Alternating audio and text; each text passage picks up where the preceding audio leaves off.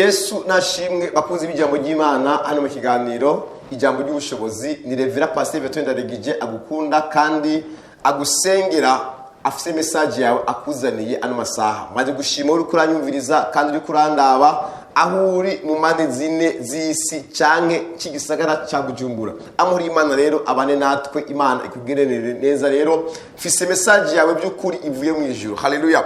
Uwiteka yambiye ngo ndakubwire ngo Uwiteka akuye mu kiganza cyawe igikombe cy'uburake. Hari igikombe cy'uburake Uwiteka akuye mu biganza byawe. Hari igikombe cy'uburake Uwiteka akuye mu kiganza cyawe. Reka dusome ino jambo ry'Imana hano mu gitabo cya Yesaya ibice byaho 51 umurongo wa 21 n'uwa 23. Ravuga ngo noneho niwumve ibi wabahazwa we uborewe utanyoye vino. Uku ni kumwami wawe uhoraho agize, ari we Mana yawe aburanira abantu bawe.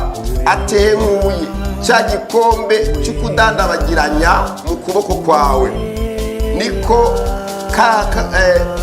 karabo ariko igikombe cy'uburake bwawe ntuzosubira kukinywa ku ukundi.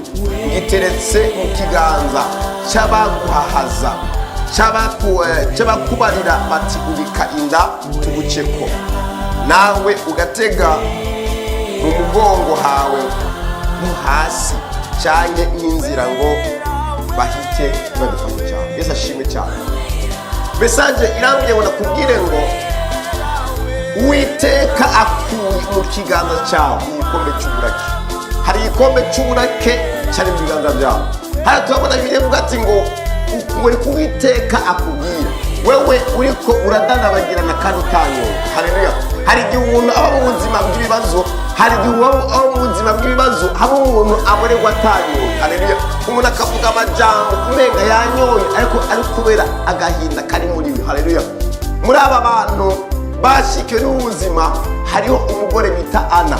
Ana agiye mu nzu y'Imana ariko arasenga kubera agahinda, kubera yari ingumba, bituma umuherezi amwita ngo yaborewe kandi ataborewe. Haleluya. Ndatangaza intsinzi ku buzima bwawe. Hariho igikombe cy'agahinda, hari igikombe cy'ubukene, igikombe cyo kudandabagirana, igikombe cy'uburake. Biravuze ngo igikuye mu biganza byawe ngo igiteretse mu kiganza cy'urakigwaye bisigura umwasi wawe. Haleluya. Hari ibintu bibi Uwiteka akuye mu buzima bwawe, hariho ibintu bibi Uwiteka akuye mu kazi kawe, hariho ibintu bibi Uwiteka akuye muri wewe. Imana iraje kugira ngo ikugwanire. Ibibi abasi baguteguriye bisubiye kuri bo, kuko niko niho avuze kandi aje kugwanira. Amuri Imana bari nawe cyo gusengera. Ushakuba hari igikombe cy'agahinda ufise, hari igikombe cy'ubukene ufise, cyo gusenga Imana mu izina rya Yesu. Icyo gikombe kigwe hasi kandi humura. Uwiteka Imana yakuremye irahira ngo wewe ubore utanyoye. Haleluya. Hari agakarabo k'ibibazo, hari akarabo k'umuvumo Uwiteka akuye mu ruhande rwawe. Amuri Imana bari nawe rero cyo gusenga Imana. Rero ushakuba hari ikibazo ufise. Haleluya. Ushakuba ari umutwaro ukuremeye ufise, niko nabona Imana ikugiriye, ko nabona Imana igutabaye, niko nabona Imana ikurengeye mu izina rya Yesu Kristo. Reka dusenge Imana. Data, mu izina rya Yesu ndasengeye uno mwana kino gikombe cy'agahinda, igikombe cy'ishano bari bamuha, igikombe cy'igisuzuguro mwa, reka kigwe hasi mwa. Mwami icyo bamwimbiye, mwami reka umwasi yo gusubire mwa. Ndategeka intsinzi ku buzima bwiwe, ndategeka amahoro n'ubutazi ku buzima bwiwe. Mana umwiyereke. Urakoze ko nikoze mwa. Umumara agahinda mwa, umumara ubukene, umumare mwami ikibazo amaranye iminsi myinshi cyane. Ni watabaye Ana, niwe wamutabara mwa. Ni watabaye Sara, niwe wamutabara mwa. Ni watabaye Yosefu ari mu gikombe cy'agahinda, yabeshyera n'uka Potifari ari mu gasho, ariko umunsi umugirira neza Jehova. Niyo mpamvu nsenze kino gikombe cy'agahinda yari afise mu biganza, kino gikombe kibi cy'ibyago urakoze kubona kimuvuye mu biganza akaba agiye kwidegembya. Ni mu izina rya Yesu Kristo umwami n'umukiza wacu, amina.